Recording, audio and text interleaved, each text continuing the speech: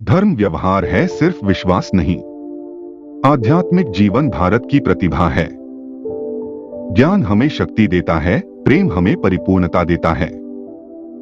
कवि के धर्म में किसी सिद्धांत के लिए कोई जगह नहीं है।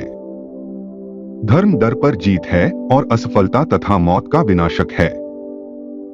जीवन का सबसे बड़ा उपहार एक महान जीवन का सपना है। आत्मा वो है जो तब भी रहती है जब सब कुछ नष्ट हो जाता है। सच्चा गुरु वो है जो हमें खुद के बारे में सोचने में मदद करता है। पवित्र आत्मा वाले लोग इतिहास के बाहर खड़े होकर भी इतिहास रच देते हैं। जब हम ये सोचते हैं कि हम सब जानते हैं, तब हमारा सीखना बंद हो जाता है।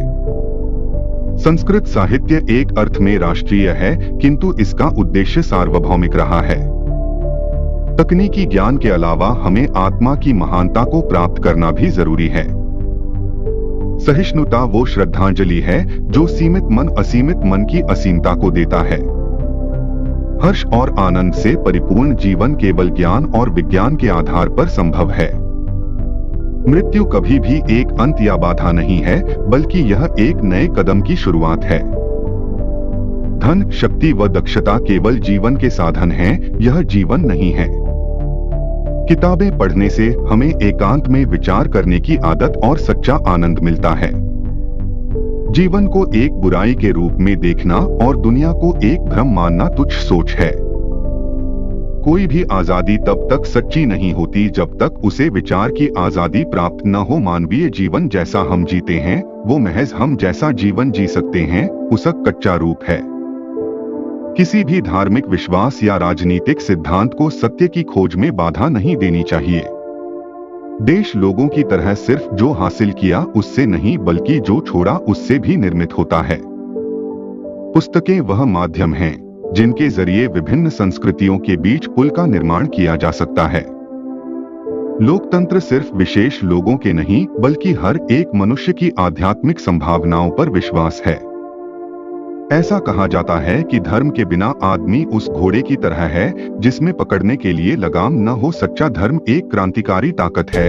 यह उत्पीड़न, विशेषाधिकार और अन्याय का एक प्रमुख दुश्मन है। मानव की प्रकृति स्वाभाविक रूप से अच्छी है और आत्मज्ञान का प्रयास सभी बुराइयों को खत्म कर देगा। कोई बुद्धिमान नहीं है जो स्वयं को दुनिया के कामकाज से अलग रखकर इसके संकट के प्रति असंवेदनशील रह सके। शिक्षा का परिणाम एक मुक्त रचनात्मक व्यक्ति होना चाहिए जो ऐतिहासिक परिस्थितियों व प्राकृतिक आपदाओं के विरुद्ध लड़ सके। मेरा जन्मदिन मनाने की बजाय अगर 5 सितंबर शिक्षक दिवस के रूप में मनाया जाएगा तो मैं अपने आप को गौरवान्वित अनुभव करूंगा। कोई भी जो स्वयं को सांसारिक गतिविधियों से दूर रखता है और इसके संकटों के प्रति असंवेदनशील है, वास्तव में बुद्धिमान नहीं हो सकता। घोर पापी लोगों का भी भविष्य है, यहाँ तक कि सबसे महान संत का भी अतीत रहा है। कोई भी अच्छा या बुरा नहीं है जितना कि वो सोचता है। शिक्षा के द्वारा ही मानव के मस्तिष्क का सदुपयोग किया जा सकता है। इसलिए संसार को एक ही इकाई मानकर शिक्षा का प्रबंधन करना चाहिए। केवल निर्मल मन वाला व्यक्ति ही जीवन के आध्यात्मिक अर्थ को समझ सकता है। स्वयं के साथ ईमानदारी आध्यात्मिक अखंडता की अनिवार्यता है। राष्ट्र व्यक्तियों की तरह है। इसका निर्माण केवल इससे नहीं होता है कि उन्होंने क्या हासिल किया, बल्कि इससे होता है कि उन्होंने क्या त्याग किया है। शिक्षक वह नहीं है जो छात्र के दिमाग में तथ्यों को जबरन ठूंसे, बल्कि वास्तविक शिक्षक तो वह है जो उसे आने वाले कल की चुनौतियों के लिए तैयार करे। हिंदू धर्म सिर्फ एक आस्था नहीं है, बल्कि यह तर्क और अंदर से आने वाली आवाज का समागम है जिसे सिर्फ अनुभव किया जा सकता है, परिभाषित नहीं। भगवान हम सबके भीतर रहता है, वह महसूस करता है, वह कष्ट सहता है और समय के साथ उसके गुण, ज्ञान, सौंदर्य और प्रेम हम में से हर एक के अंदर उजागर होंगे। उम्र या युवावस्था का कालक्रम से लेना देना नहीं है। हम उतने ही नौजवान या बूढ़े हैं जितना हम महसूस करते हैं। हम अपने बारे में क्या सोचते हैं, यही मायने रखता है।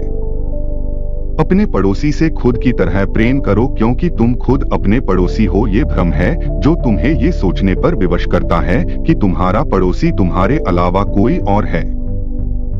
जिस तरह आत्मा किसी व्यक्ति की चेतन शक्तियों के पीछे की वास्तविकता है, उसी प्रकार परमात्मा इस ब्रह्मांड की समस्त गतिविधियों के पीछे का अनंत आधार है।